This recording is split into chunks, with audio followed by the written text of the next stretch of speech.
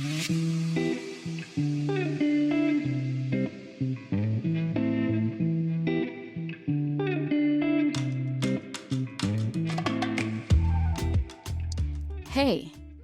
I'm glad you're here. Welcome to Wapkutim Mapkutil, which means you're listening to me, I am listening to you. I'm Aurélie Zephyr, a licensed therapist, and this podcast is a safe space for the Haitian community to talk openly about mental health, trauma, anxiety, depression, and more, and learn practical tools to help us heal and grow.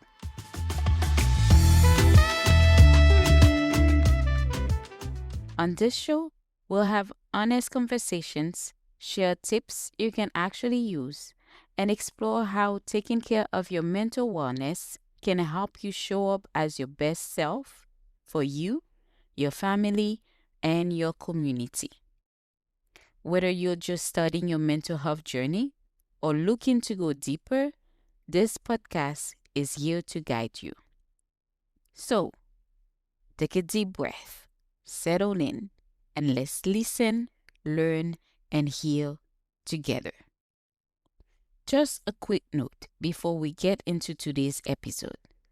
This podcast is for informational and educational purposes only, and it is not a substitute for individual therapy.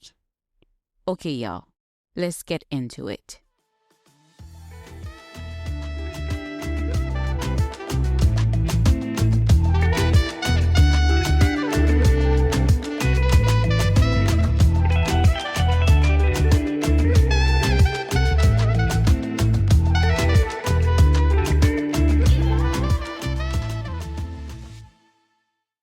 Welcome back to Wapkute Mapkute.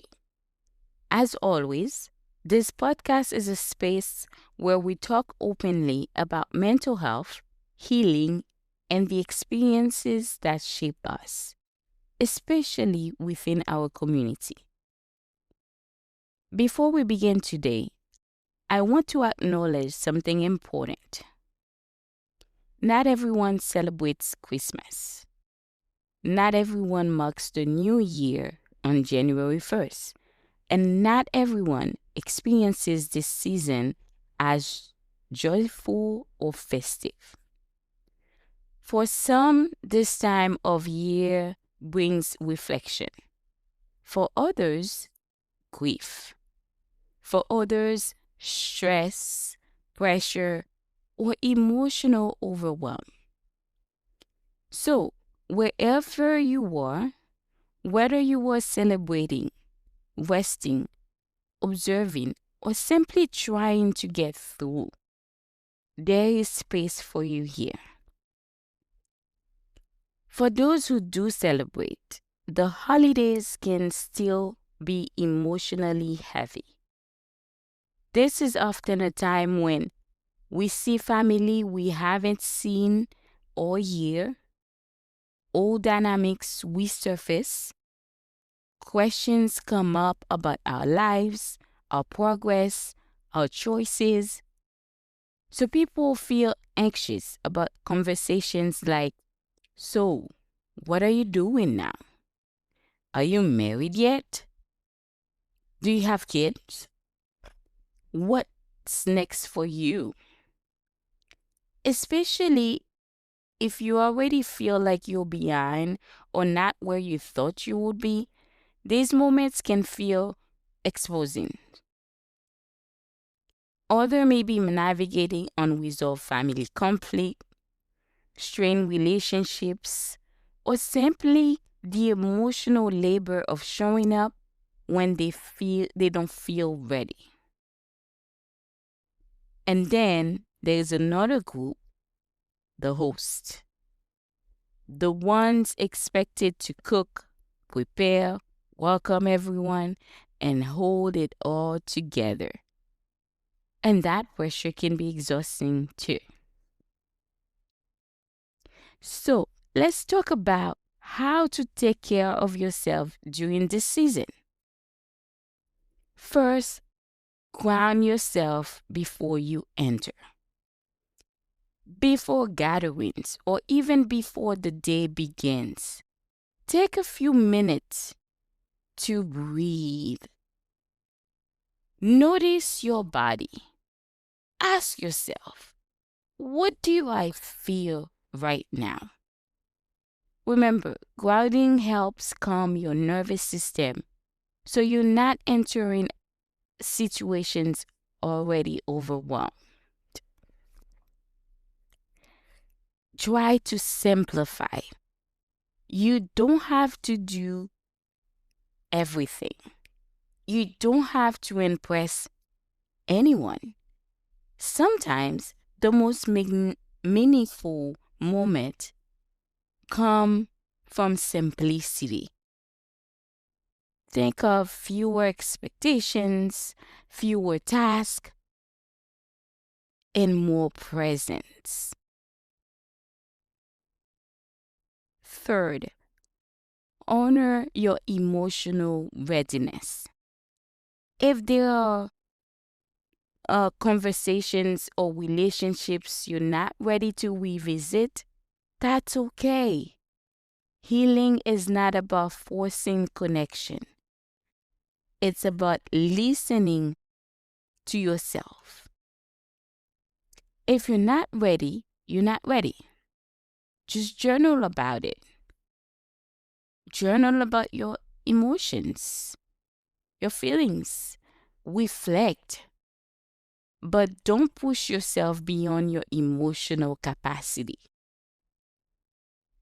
And lastly, choose something that brings you comfort. If being around people feels like too much, so find other activities that would help you take care of yourself, like eating your comfort food, watch something soothing, create a small ritual for yourself. Remember, rest is not avoidance when it is intentional. It's care. I want to share a little bit about my relationship with the holidays. I do celebrate Christmas, and honestly, I love this season. Growing up, Christmas for me was never about big gatherings or extravagance. It was small, simple, intimate. It was mostly my grandmother, my mom, my maternal uncle, his wife and son, my grandmother's sisters, and sometimes a cousin. We weren't many, but we made it special by being together. Everyone cooked together. The kitchen was full of conversation and laughter. My mom usually handled the dishes that went in the oven, like Asian mac and cheese, tarte à l'oignon, dessert like pain patate, pudding. One of my grandmother's sister was in charge of the dirigeon, and then my grandmother would handle the meat. We spent the whole day together, preparing, talking, laughing, eating, and that was all part of the celebration. That's the legacy I want to continue for my children. I have two kids. My daughter is 7, my son is 5. And since they were born, I've tried to keep the holidays about connection, not pressure. This year is just 5 of us, me, my husband, our kids, and my brother. I'm hosting, but it's simple. We'll spend the day in the kitchen together, cooking, talking, being present. And to me, Christmas is about slowing down in a world that constantly rushes us. It's about creating memories my children can carry with them into adulthood. So, as the holidays approach, I want to invite you to ask yourself, what does connection look like for me? What feels nourishing? not performative. What do I need to feel grounded this season? There is no right way to do the holidays. There is only your way. And taking care of yourself is not selfish, it's necessary.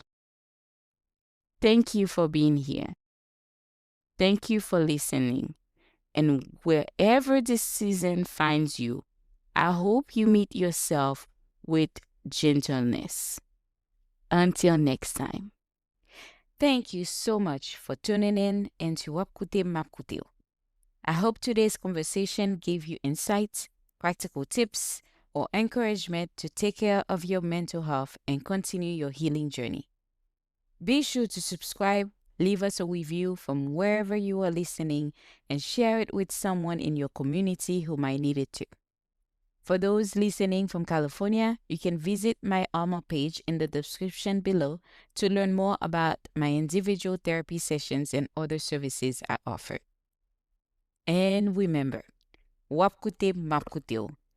Keep prioritizing yourself, keep learning, and let's heal, grow, and thrive together.